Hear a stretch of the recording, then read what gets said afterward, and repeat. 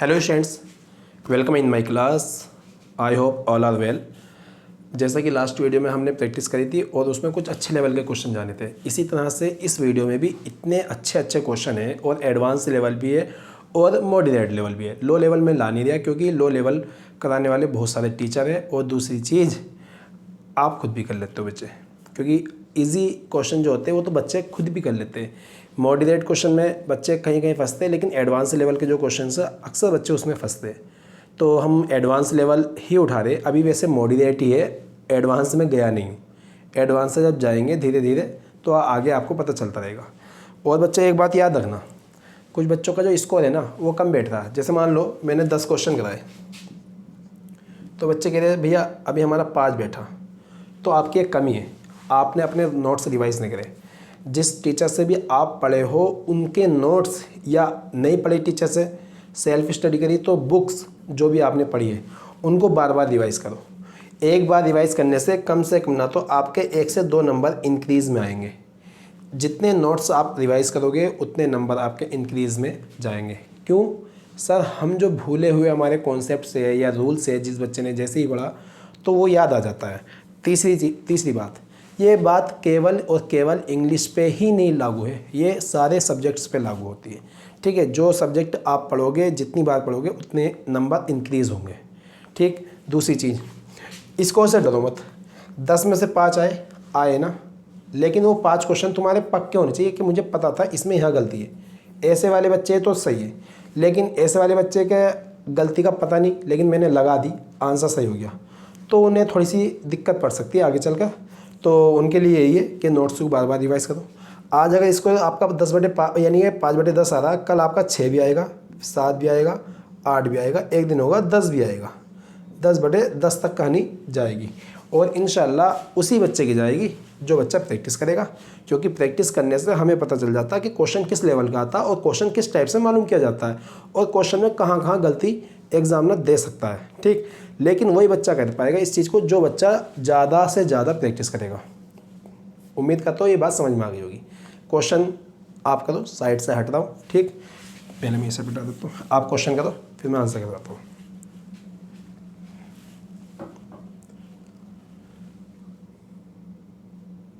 चलो भाई, आपने कर लिया होगा आंसर। ठीक, पहले का आंसर क्या लगाया, दूसरे का आंसर क्या लगाया, बच्चे ये भी बता दिया करो कमेंट बॉक्स में। सर मेरे इतने सही हुए, ये वाला क्वेश्चन मेरा इस वजह से गलत हो गया, ये वाला क्वेश्चन मेरा सही नहीं हो पाया क्योंकि मुझसे यहाँ गलती हो गई थी। ये बता दिया करो, क्योंकि जब तक आप और मैं बात नहीं करेंगे, आपके मैसेज में नहीं पढ़ूँगा, तब तक थोड़ा सा मुझे भी अच्छा नहीं लगेगा। तो आपके मैसेज का मुझे वेट रहता है। ठीक, हर एक कमेंट में पढ़ता हूँ, हर एक कमेंट। ऐसा कोई कमेंट आज तक नहीं गया जो मैंने नहीं पढ़ा हो। ठीक, आपका, क्योंकि अभी बच्चे कम हैं हमारे, तो आपके कमेंट मुश्किल से 10-15 कमेंट होते हैं, या कभी कभी नहीं भी होते, कभी कभी 2-4 भी होते हैं। ठीक, जो सच है वही है। तो हर कमेंट में पढ़ता हूँ क्योंकि मुझे उम्मीद रहती है कि बच्चे क्या बोलेंगे वीडियो पर। तो प्लीज़ रिक्वेस्ट ये है कि क्वेश्चन जैसा भी हो, सही हो या गलत हो, या जितना भी स्कोर बैठे, कमेंट में रिप्लाई कर दिया।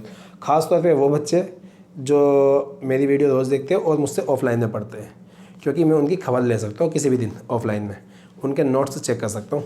ठीक, पहला क्वेश्चन देखो, any one of this 2 ideas will be used to execute the project. अभी क्वेश्चन आया सेंटेंस इंप्रूवमेंट का, मतलब यानी कि इस वाले पार्ट में हमें गलती करनी है, एनी वन से लेकर 2 तक। हाँ, बाकी हमें कुछ नहीं देखना। अब बात आती है आंसर कौन सा होगा, any one of these 2, any one of these 2। अच्छा, एक मिनट, ये क्वेश्चन जो ना, हाँ सही है, एनी वन ऑफ दीज 2 या दोज 2। ऊपर दे रखा हमारा दीज, लेकिन इसने यहाँ पर दे दिया दोज। तो सर यहाँ पर दीज और दोज की तो बात ही नहीं हो रही, क्योंकि पास वाले को और दूर वाले को तो दिखाया नहीं गया। तो यहाँ तो गलती हो गई है, क्योंकि दीज की जगह दोज कर लो या दोज की जगह दीज कर लो, बात एक ही है। रीज़न अभी बताऊँगा क्यों। पहले याद रखना, ये जो 2 है ना, 2, इस पर ध्यान देना। ये 2 है, इस पर ध्यान रखना बस।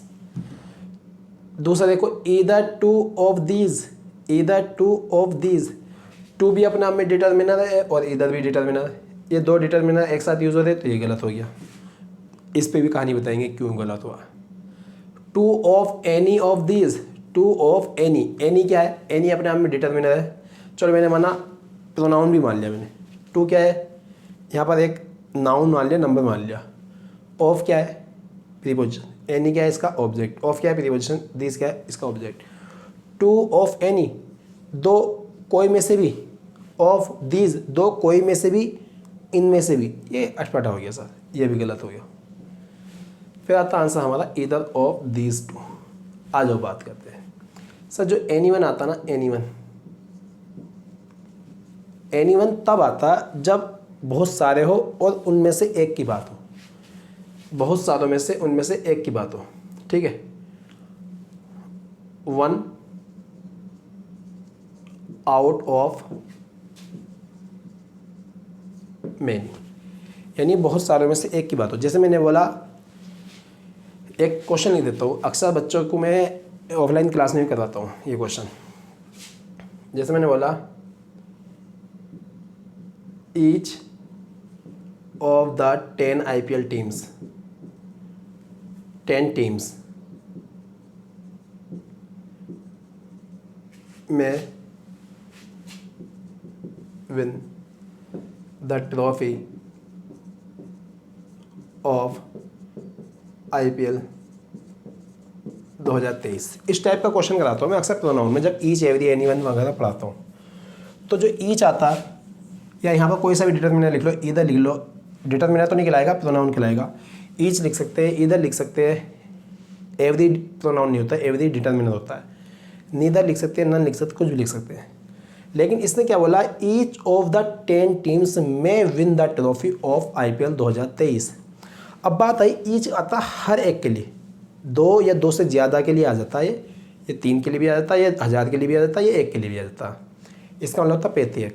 अगर ईच लगा रहे तो प्रत्येक टीम जीत सकती है 10 टीम में से IPL ट्रॉफी। सब प्रत्येक कैसे जीतेगी? जीतेगी तो एक ही, ठीक। तो ईच यहाँ पर गायब हुआ। सर इधर लगाओ, इधर यहाँ पर इधर ऑफ द 10 टीम्स, इधर आता 2 या 2 के लिए, सॉरी इधर आता 2, इधर आता 2 या 2 से ज़्यादा के लिए, 2 या 2 से ज़्यादा के लिए। तो इधर of the 10 teams, sir 10 team में से टीम 10 है तो इधर भी नहीं आएगा। तो सर लगाए क्या? यहाँ लगेंगे हम एनी वन। क्या लगाएंगे बेटे? Any one. अब पढ़ो, any one of the 10 teams में win the trophy of IPL 2023। अब एनी वन जो आपने लगाया यहाँ पर, तो एनी वन का मतलब वो है यहाँ पर कोई सी भी 10 टीम में से एक टीम, कोई सी भी 10 टीम में से एक टीम जीत सकती है 2023 का IPL ट्रॉफी। तो यहाँ पर एनी वन का मतलब क्या हुआ? बहुत सारों में से कोई एक जीतेगी। तो बेटे एक टीम कितनी? 10, 50 रख लो, 1000 रख लो, जीतेगी एक ही। इसी तरह से यहाँ 2 आइडियाज़ आया। क्या आया? 2 आइडियाज़। अब जब बात आ रही 2 आइडियाज़ की, तो यहाँ पर एनी वन का यूज़ नहीं करेंगे, क्योंकि एनी वन का यूज़ होता है हमारा 2 से ज़्यादा के लिए। तो ये हो गया हमारा गलत। सर इधर 2 क्यों नहीं करा? इधर भी 2 के लिए बता रहा है, 2 भी 2 के लिए बता रहा है, ऑफ दिस, ये भी गलत। सर ये वाला तो लॉजिकली गलत हो गया। तो आंसर होगा हमारा ईदर ऑफ दीज 2, मतलब इन 2 में से कोई भी एक विल बी यूज, यानी कोई भी एक idea will be use to execute the project. उम्मीद करता हूँ ये बात समझ में आ गई होगी। नेक्स्ट क्वेश्चन देखो, ए रिक्तिस्थान फ्रॉम रिक्तिस्थान side of the road hit my uncle last night. इसका आंसर बच्चों ने जो भी लगाया मुझे नहीं पता, वो आपके आंसर से पता चलेगा। लेकिन इस क्वेश्चन का मैं पहले ये वाला हिस्सा कराऊंगा, फ्रॉम साइड। ये जो साइड आया बेटे, ये कैसा नाउन है? सिंगुलर काउंटेबल नाउन है। कैसा नाउन है? सिंगुलर काउंटेबल नाउन है, ठीक। इससे पहले हमें ये वाले ऑप्शन फिल करने हैं, another, other, the other, another. तो टीचर ये कहते हैं कुछ लोग, सर अनदर जो ना, अनदर आता है सिंगुलर नाउन के साथ, और अदर आता है प्लूरल नाउन के साथ, और द अदर आता है हमारा सिंगुलर और प्लूरल नाउन दोनों के साथ। अब बात आती है, बिल्कुल सही है, टीचर भी सही है और हम भी सही है, लेकिन उनको ये बता देना अनदर और अदर तब आता है जब नाउन इंडेफिनिट हो। नाउन हमारा इंडेफिनिट हो। इंडेफिनिट मतलब जिसका पक्का ना मालूम हो कितने हैं, जिसका पक्का ना मालूम हो कितने हैं। और द अदर जब आता है जब नाउन हमारा डेफिनिट हो। क्या हो? डेफिनिट। क्यों? आर्टिकल हमारा द लगा हुआ है इसके साथ। क्या लगा है? द। सर अब आती बात यहाँ पर, from side of the road. अब ये देखो साइड किसकी है? रोड की साइड है। अब तुम्हें पता रोड की साइड कितनी होती है? रोड बना दिया हमने, एक ये वाली साइड होती और एक ये वाली साइड होती। तो रोड की साइड कितनी होती है हमारी? 2। जब 2 रोड की साइड होती तो हमें पक्का मालूम चल गया, अगर एक साइड इधर है तो एक साइड इधर होगी, और एक साइड इधर है तो एक साइड इधर होगी। ऐसा तो नहीं बीच में से कोई सी दूसरी साइड निकल जाएगी, नहीं भैया। तो रोड की 2 ही साइड होती। तो एक बार बताओ, यहाँ पर ए जो भी आएगा ट्रक आएगा, यहाँ पर a truck from other side of the road आएगा, another side of the road आएगा, other side of the road आएगा। सर अदर तो प्लूरल नाउन के साथ आता है, तो ये तो ऐसे बाहर हुआ। अनदर सिंगुलर नाउन के साथ आता है, लेकिन जब आता जब इंडेफिनिट हो। सर इंडेफिनिट नहीं है, यहाँ तो डेफिनिट है, रोड की साइड 2 होती, तो यहाँ आएगा हमारा द अदर। क्या आएगा? The other. अब द अदर वाला कौन सा सर? एक ही ऑप्शन है हमारा, ये वाला, और यही आंसर होगा। ये वाला नहीं होगा, ये वाला नहीं होगा, ये वाला नहीं होगा, क्योंकि ये अनदर की वजह से गलत है। ठीक, ये वाला भी अनदर की वजह से गलत है, और ये वाला अदर की वजह से गलत है। एक टेक्निक तो तुम्हारी यहाँ लग सकती है दोनों आंसर चुनने के लिए। आपने अदर अनदर द अदर पढ़ रखा तो आंसर मिल जाएगा आपको। ठीक, मैं इस चीज़ को मिटा रहा हूँ। इस चीज़ को अगर जिस बच्चे को नहीं पता तो नोट कर लो, क्योंकि अब दूसरा आंसर चुनने के लिए मुझे एक चीज़ बतानी पड़ेगी आपको। ठीक है, आपने नोट कर लिया होगा ये चीज़। अब यहाँ आ जाओ, तो मैंने यहाँ पर क्या लगा दिया बेटे? बात ये लगा दी मैंने, पूरी ये लिख दी, from the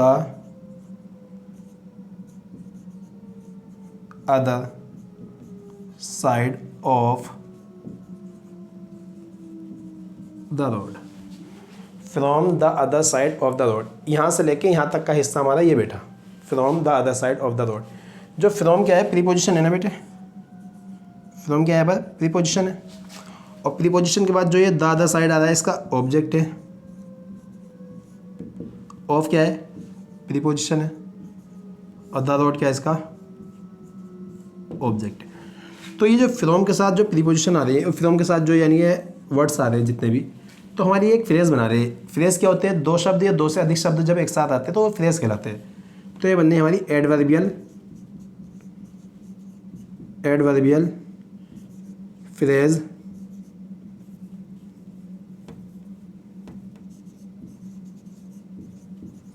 of place.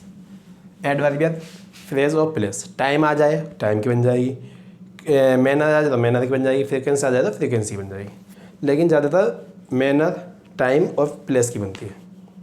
Reason भी बन सकती है। अब एक बात बताओ, एडवर्ब से पहले क्या आता है?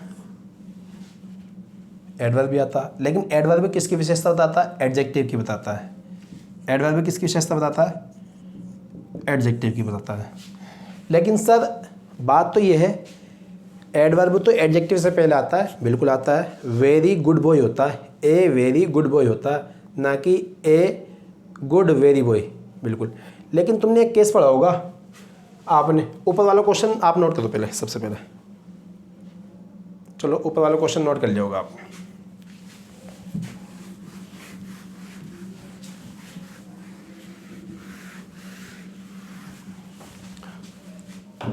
जैसे मैंने बोला यहाँ पर, he is a very smart student. He यहाँ पर सब्जेक्ट है हमारा, इज़ लिंकिंग वर्ब है बेटे। स्टूडेंट क्या है हमारा? एक नाउन है, इसके लिए आर्टिकल आ रहा है। सर स्टूडेंट नाउन के लिए एक एडजेक्टिव आ रहा है, स्मार्ट, वो क्वालिटी बता रहा है इसकी। लेकिन इस एडजेक्टिव के लिए एक वेरी आ रहा है जो इस एडजेक्टिव की क्वालिटी बता रहा है, सॉरी एडवर्ब, जो बनेगा हमारा एडवर्ब। लेकिन मैंने एक सेंटेंस और लिखा, आई हैव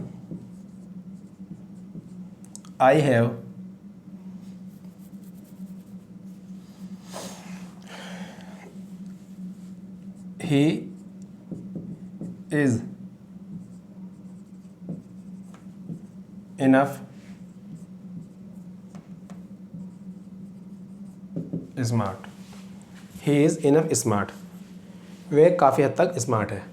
तो ही क्या है यहाँ पर सब्जेक्ट, इज़ क्या है लिंकिंग वर्ब, और ये देखो क्वेश्चन जो मोस्ट इंपॉर्टेंट क्वेश्चन में से एक है एडवर्ब में से आएगा, किसी टाइम पढ़ा देंगे।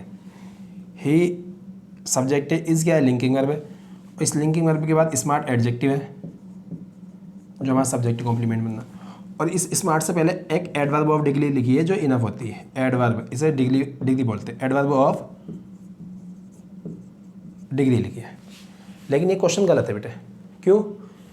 जब हमारा इनफ एडवर्ब है, क्या है हमारा इनफ एडवर्ब है, तो वो अपने एडजेक्टिव से पहले ना आकर बाद में आता, यानी कि एडजेक्टिव से पहले ना आकर बाद में आता। तो इस इनफ को हम यहाँ से काट देंगे और इस इनफ को हम यहाँ लिखेंगे इनफ। अब हुआ सेंटेंस हमारा सही। तो यहाँ पर क्या हुआ, ये एडजेक्टिव जो ले रहा है बाद में ले रहा है, क्या ले रहा है, बाद में ले रहा है एडवर्ब। ठीक, अब यहीं पर इसका इनफ का दूसरा कॉन्सेप्ट भी समझ लो जब आया। तो पहले मैं देख लेता हूँ जगह कितनी बच रही है। चलो जगह काफ़ी है भाई। दूसरा क्वेश्चन है हमारा, जैसे मैंने बोला आई हैव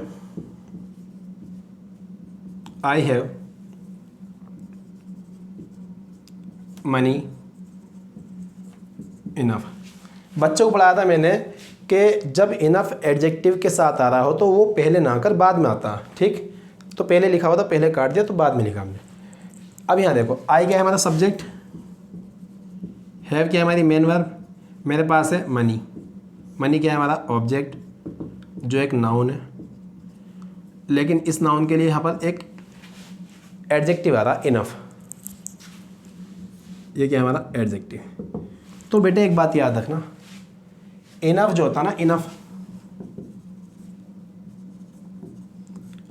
एडजेक्टिव भी होता है और ये एडवर्ब भी होता है।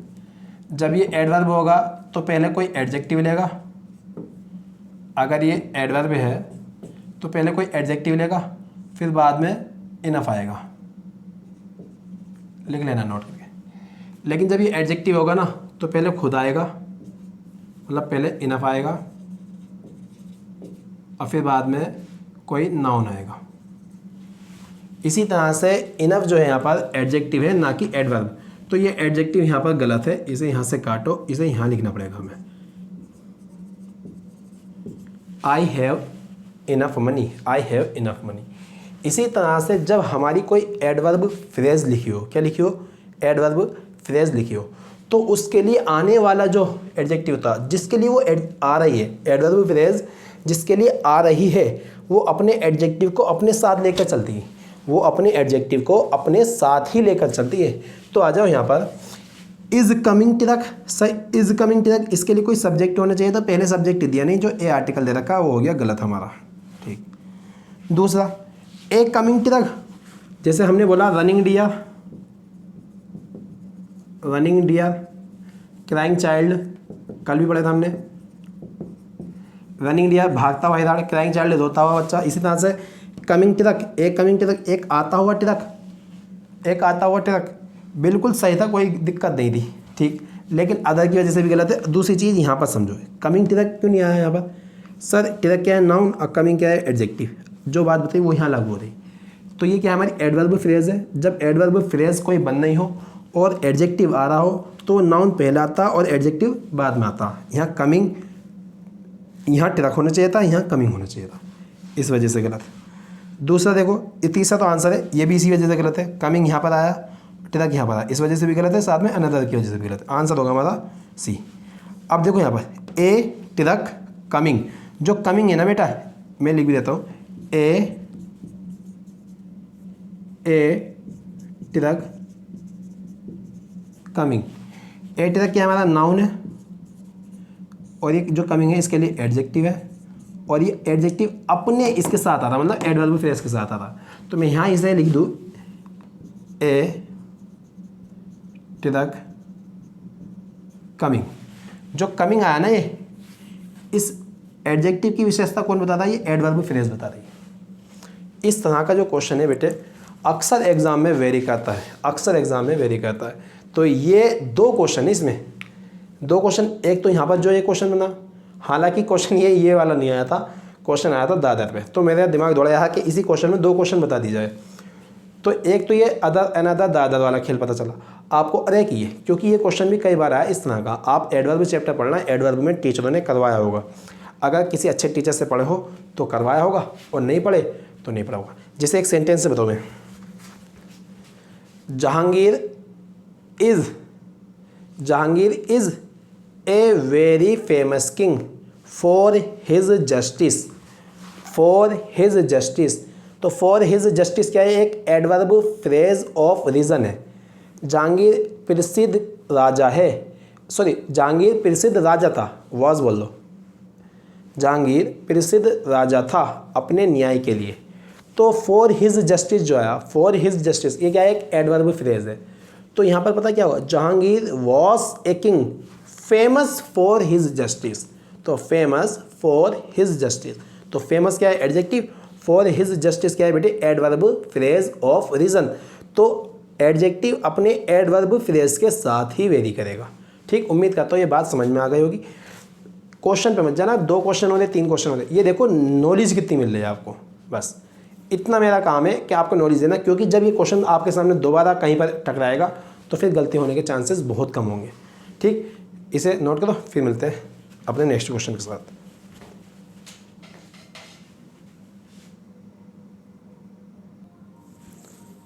आ जाओ भाई, क्वेश्चन करो, पहले आप आंसर लगा लो। ठीक है, मैं डायरेक्ट आंसर लगवा दूंगा इसका। ठीक है, चलो भैया, आपने आंसर लगा लिया होगा इसका। फिलहाल बताओ आंसर क्या लगाया। एक्चुअल में इस क्वेश्चन की मैं इतनी तारीफ़ करूँगा कि ये क्वेश्चन इस तरह का क्वेश्चन है, अगर जैसे कोई स्मार्ट बच्चा होता है ना पढ़ने में, जितने उसकी जॉब लेने के चांसेस होते हैं ना, इतने ही इस तरह के क्वेश्चन के आने के चांसेस होते हैं एग्ज़ाम में। मतलब कोई बच्चा अगर स्मार्ट है तो उसके जॉब लेने के चांसेस सबसे ज़्यादा होंगे, बिल्कुल होंगे। इसी तरह से इस क्वेश्चन के आने के भी चांसेस सबसे ज़्यादा होते हैं। इस क्वेश्चन का मतलब इस तरह का क्वेश्चन। ठीक, आ जाओ। My brother as well as his friends has been invited. ठीक, has been invited in the party, या in party, in the party कर लेने बेटे। ठीक है,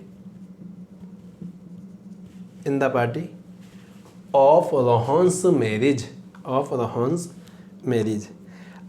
बच्चों ने जो भी गलती लगाई होगी, बच्चों ने गलती लगाई होगी, my friend as well as his friends, मेरा दोस्त और उसके साथ साथ, मेरा भाई और उसके साथ साथ उसके दोस्त। तो बच्चे ने यहाँ गलती लगाई होगी, हैव लगाया होगा। अगर जिस बच्चे ने हैव लगाया है तो वो हो गया गलत। आंसर यहाँ पर नो एरर। अब सर नो एरर कैसे हो गया, ये तो गलत बता दिया आपने। नहीं सर, एक बार ध्यान से देख लीजिए, कहीं गलत तो नहीं पढ़ लिया, मैंने सही पढ़ा। ठीक, इसे समझते हैं। माई फ्रेंड क्या है, सॉरी माई ब्रदर क्या है, एक सब्जेक्ट है। एज वेल एज एक प्रीपोजिशनल फ्रेज होती है, प्रीपोजिशनल फ्रेज होती है। अब तुम्हें पता है प्रीपोजिशन हो या प्रीपोजिशनल फ्रेज हो, अपने बात क्या लेती, ऑब्जेक्ट लेती। क्या लेती, ऑब्जेक्ट।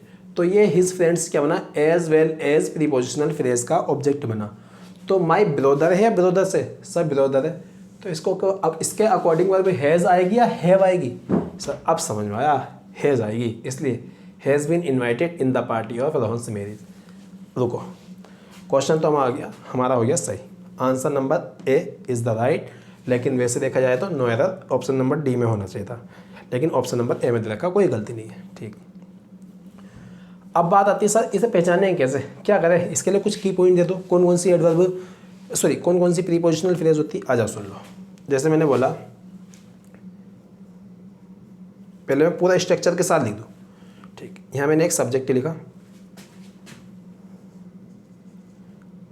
साथ में, अब प्रीपोजिशनल फ्रेज आएगी तुम्हारी, सब्जेक्ट एज वेल एज आ सकती। अब देखो इतना एरिया जो मैं भर रहा हूँ वो अलग है। ठीक, ये सारी की सारी प्रीपोजिशनल फ्रेज है, कोमा अलॉन्ग विथ आ सकता है। जो बच्चे प्रैक्टिस कर रहे होंगे उन्हें मिला भी होगा। along with आ सकता है, accompanied by आ सकता है, ये भी बहुत आता है, as well as along with accompanied by।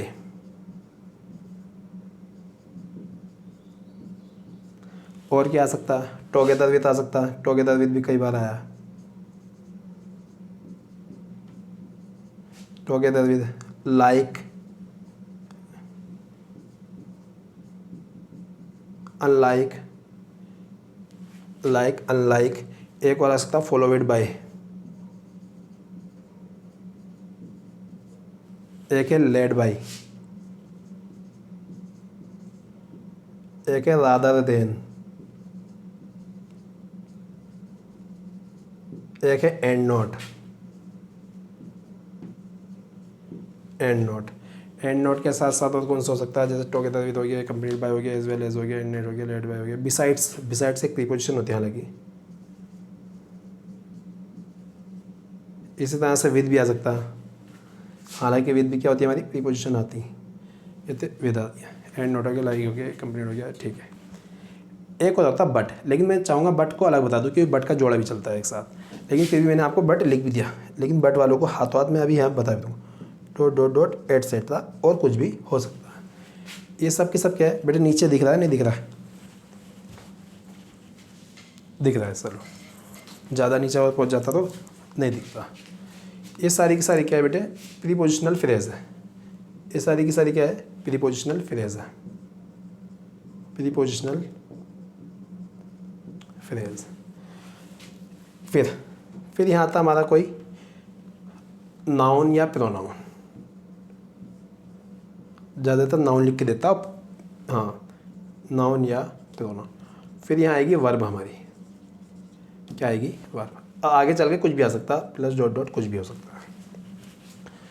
जैसे आपने सुना ना, my brother as well as his friends, मेरा भाई और उसके साथ उसके दोस्त। तो बच्चा सोचता मेरा भाई एक और उसके दोस्त एक हो या बहुत सारे हो, तो ये दो होगी या दो से ज़्यादा होगी, वर्ब कैसी आएगी, प्लूरल। नहीं भैया, वर्ब हमेशा हमारे सब्जेक्ट के अकॉर्डिंग चलती है। अब ये क्या है, प्रीपोजिशनल फ्रेज है। यहाँ जो भी नाउन प्रोनाउन आ रहा होगा, इस प्रीपोजिशनल फ्रेज का क्या बनना होगा बेटे, ऑब्जेक्ट बनना होगा। क्या बनना होगा हमारा, ऑब्जेक्ट। तो वर्ब ऑब्जेक्ट के अकॉर्डिंग आती है, सब्जेक्ट के, सब वर्ब आती है हमारे सब्जेक्ट के अकॉर्डिंग। तो मैं यहाँ से वर्ब निकाल के जा रहा हूँ, मतलब वर्ब जो आ रही है हमारे इस सब्जेक्ट के अकॉर्डिंग आ रही, इस सब्जेक्ट के अकॉर्डिंग आ रही। सब्जेक्ट अगर हमारा सिंगुलर तो वर्ब सिंगुलर, सब्जेक्ट हमारा प्लूरल तो वर्ब हमारी प्लूरल। उम्मीद करता हूँ ये बात समझ में आ गई होगी। और एक बात सुन लो, अगर जो बच्चा ये बात ना समझेगा, ये बात नहीं लिखेगा, तो समझ लो उसका एक नंबर 100% कट होगा। और ख़ास तौर पे एसएससी स्टेनो के एग्ज़ाम में तो पक्का कट होगा, क्योंकि एसएससी स्टेनो के एग्ज़ाम में इसे नहीं टाला जा सकता। जैसे एसएससी स्टेनो के एग्ज़ाम में एक क्वेश्चन टेक का एक माइंड में याद नहीं आता, इन्वर्जन का क्वेश्चन है, एक क्वेश्चन टेक का क्वेश्चन है, 100% आते। इसी तरह से एक क्वेश्चन इस पे भी आता है। जो बच्चे इसको नहीं समझेंगे, इसको याद नहीं रखेंगे, इन प्रीपोजिशनल फ्रेज को नहीं बार बार करेंगे, तो उनका एक क्वेश्चन पक्का गलत होना। ठीक, आप इसे नोट करो बढ़िया से। ठीक, और इसके बाद एक जो बट वाला मैंने उसका भी स्ट्रक्चर आपको बता दूँ, एक क्वेश्चन के साथ बता देता हूँ। ठीक, मिलते हैं नेक्स्ट क्वेश्चन में।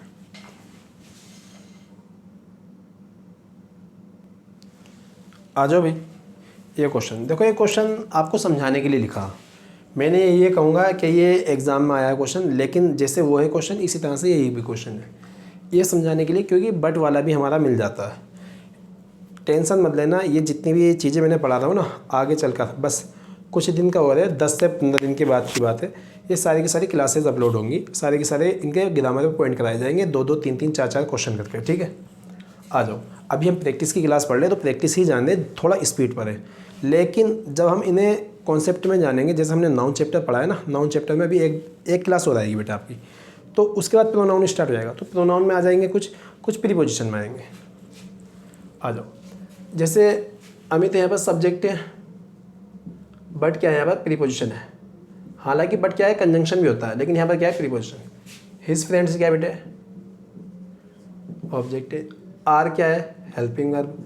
प्लेइंग क्या है हमारी, मेन वर्ब। और रग्बी एक खेल का नाम होता, ऑब्जेक्ट। रग्बी एक खेल का नाम होता। रग्बी में इस तरह की बॉल होती, अंडे टाइप की बॉल होती है। ये आपका जीएस का क्वेश्चन भी इस तरह से बॉल होती है। ठीक है, और रग्बी खेल में खिलाड़ियों की संख्या, एक टीम में खिलाड़ियों की संख्या 15 होती है बेटे। ये क्वेश्चन मालूम किया गया एसएससी में, CHSL के एग्जाम में मालूम किया गया। रग्बी खेल में एक तरफ से एक खिलाड़ी, एक तरफ से एक टीम में कितनी संख्या होती है?